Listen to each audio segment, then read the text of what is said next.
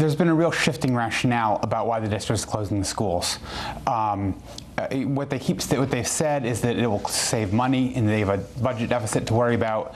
And then now they're saying that this will allow them to better serve the students whose schools are being closed. Both rationales are outrageous.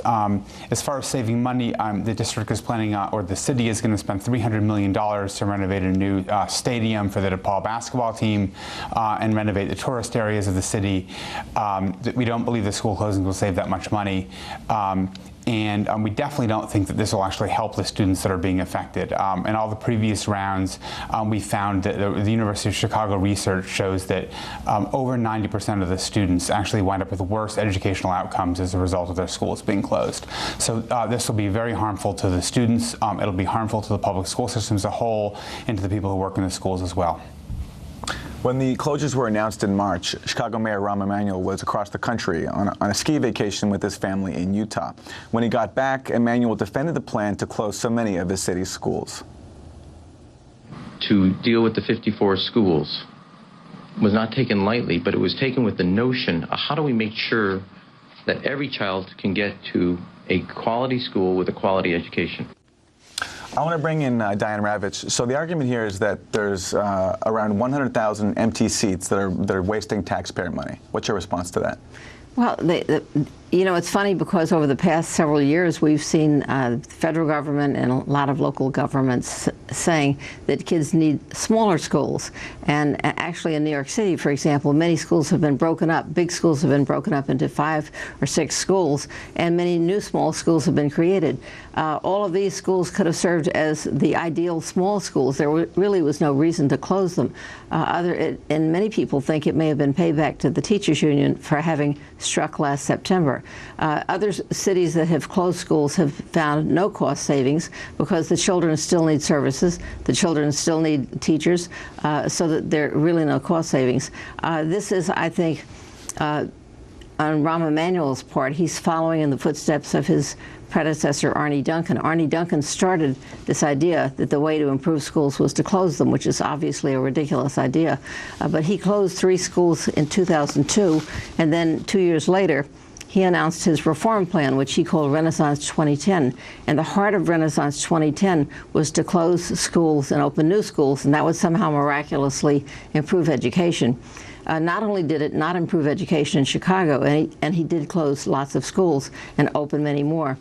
It did not improve education, but in this latest wave of school closings by Rahm Emanuel, the first 3 schools that Arne Duncan closed and reopened have now been closed again.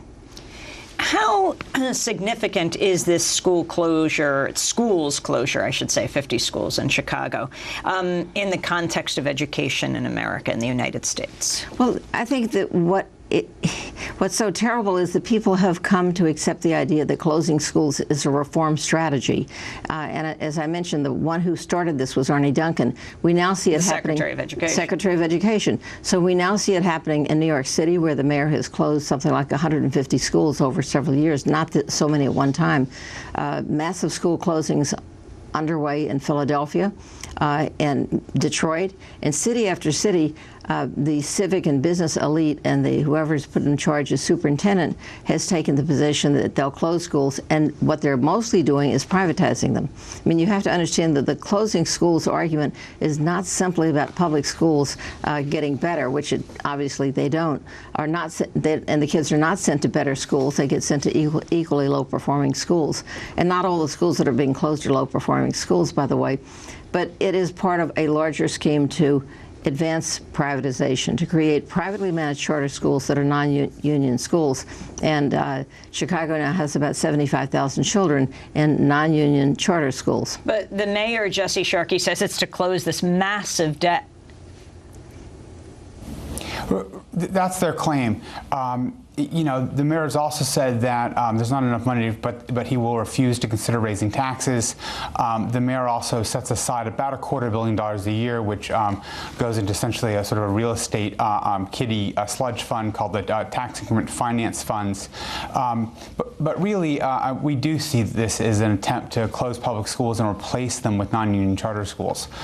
Chicago has signed on to the Gates Compact, which promises to add 60 new charter charter schools in the next 4 years. So even as they close traditional public schools, neighborhood schools, like some of these schools have been around for over 100 years and, have survived 2 world wars and a Great Depression, but haven't survived this mayor.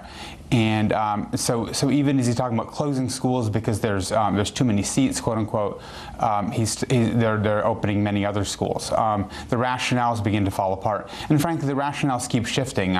These are sort of the third sets of justifications they've made for this policy. Diane Ravitch, the choices that the city of Chicago is making, where they put their money and where they take it out. Well, I think Jesse's quite right. This is not about saving money. It's not about giving kids a better education, because there's solid research that shows that most of the kids who moved in from a closed school to another school, there was no change at all for them.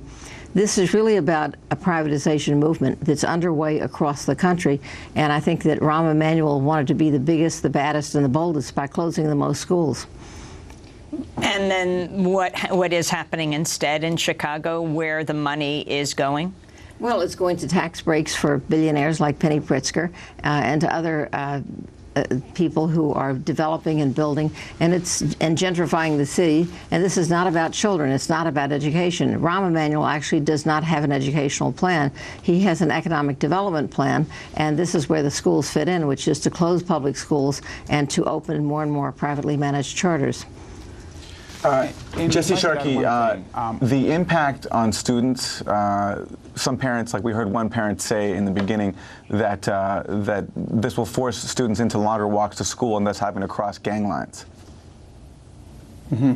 Yeah, we're concerned about safety. I just add one other thing about saving money, which is that one part of the plan, which will save money and be very detrimental to students, is they intend to massively increase class size, both in the schools which are closing, both in the schools which are receiving closed students, so the students of closed schools, and also across the district. We know that small class size is educationally effective, especially for elementary school students in the lower grades, especially for disadvantaged students, i.e. exactly the students that have been targeted by these closures. And we think that class sizes are going to spike as a result of this. The safety is a real concern as well. I mean, we're talking about 50 schools that are in some of the toughest neighborhoods in Chicago. They have not had adequate sort of planning time to make real safety plans. When the list was announced in late March, the people who actually were responsible for helping the kids get to school safely didn't even know their schools would be on the list. This district is scrambling to play catch up, and they're making a very massive, radical, and frankly irreversible experiment here on other people's children. This is happening under a Democratic administration, Diane Ravitch, in Chicago. You served as Secretary of Education under George H.W. Bush. How does this philosophy, this approach compare? Well, I was Assistant Secretary of Education.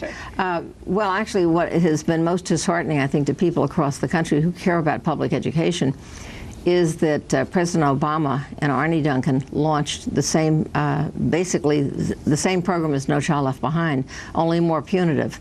No Child Left Behind was, one of the remedies in No Child Left Behind was that if a school didn't have scores that went up and up and up every year, the schools might be closed.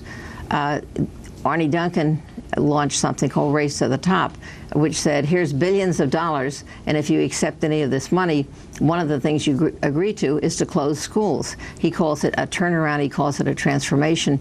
Here is a Democratic administration that has bought the Republican line fully. I was asked by a reporter the other day, how come Republicans are so willing to collaborate? It's the one issue where the Republicans are happy to collaborate with President Obama, and that's education. And I said that's because President Obama has adopted the Republican position on education, which has always been testing, choice, and accountability. And the accountability is people get fired, schools get closed. The Democratic agenda has always been one based on equity. The kids with the greatest needs should have the smallest class sizes and the most resources, and that's the reason for federal aid to education, was to try to level the playing field. But President Obama, unfortunately, has abandoned the traditional Democratic approach and has embraced the Republican approach, and that's why it gets so little pushback in Congress. We're going to end with one of the most vocal campaigners against the Chicago school closures, a 9-year-old boy, third-grade student at Marcus Garvey Elementary School in Chicago named Oshawn Johnson.